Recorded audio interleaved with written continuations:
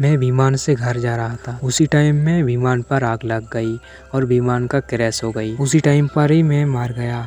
लेकिन अप्रत्यक्ष रूप से मेरा चेतना फिर से जागृत हुई। समय और अंतरिक्ष से होते हुए पुत्री यांकी महारानी फेनक्यांग की शरीर में पाया। सौभाग्यवश उसकी सारी याददाश्त मुझको मिल गई थी, इसलिए स्थिति से मैं बिना किसी दिक्कत से मैं बच गया था। तभी नौकर बोलता है, मिस आप सम्राट से माफी क्यों नहीं मांगते? मुझे लगता है प्रधानमंत्री खातिर महानहीन तुम्हारे साथ कुछ भी नहीं करेंगे। प्रधानमंत्री फेनक्यांग की पिता है, जो एक व्यक्ति से नीचे है, बाकी सभी से ऊपर है। फेनक्यांग बोलती है, तुम चिंता मत करो, मेरे लिए यही जगह ठीक है। ये विशाल और साफ सुथरा है, साधारण लेकिन एक आलीशान घर है। वैसे मुझे भूख लगी है, जाओ मेरे लिए कुछ नूडल्स ले आओ। रुकिए मिस, मैं अभी जाता हूँ, आपके लिए मैं नूडल्स लेकर आता हूँ। मिस मैं वापस आ गया हूँ। तुम्हारा गाल पर क्या हुआ है, मुझको दिखाओ। किसने तुम्हारा गाल पर थप्पड़ मारी, मुझे बताओ। मिस ये सही रसोई में नौकर ली है, मैं नूडल्स का कटोरा मांगने गया था। नौकर ली ने कहा कि महारानी सिर्फ बचे हुए नूडल्स की हकदार है, क्योंकि आप ठंडे महल में हैं। मैं आपका बचाव करने की कोशिश कर रहा था, उसने मुझे थप्पड़ मार दिया। ये तो बहुत ही अपमानजनक है।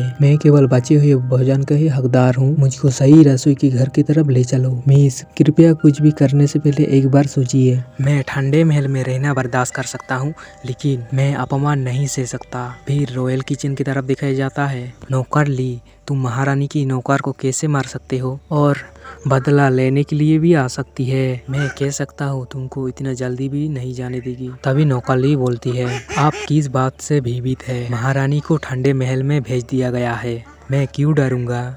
ये सच है। जब सम्राट छोटे थे तब मैंने सम्राट की देखभाल की थी और मैं विधवा रानी की पसंदीदा भी हूँ। तभी दूसरी नौकर बोलती है, आपकी हेबिका केक की जिक्र ही न करे, उसको बहुत पसंद है, वो आपके बिना नहीं रह सकती। खैर विधवा महारानी काफी समय से महारानी को स्वीकार नहीं कर रही थी, लेकिन प्रधानमंत्री की वजह से वो उसके ऊपर दबाव नहीं दे सके। तभी फेनक्यांग आ जाती है, तुम ही हो जिसने मेरे नौकर को मारा। नौकर ली बोलता है, हाँ मैंने उसको मारा, मैंने तो बस महल के नियम को पालन किया। ठंडे महल में एक महिला को केवल बचे हुए भोजन के ही हकदार हो, ये नियम निर्धारित किया गया था। तभी फेनक्यांग को बहुत गुस्सा आ जाती है, जाकर उसकी गाल में बहुत जोर से थप्पड़ मारती है और बोलती है, भले मैं ठंडे महल में रहूं, मैं एक महारानी हूँ और मेरे सामने बदतमीजी की हिम्मत करोगे? अगर मैं तुम्हें सजा नहीं दूंगा तो मेरे ऊपर लानत है।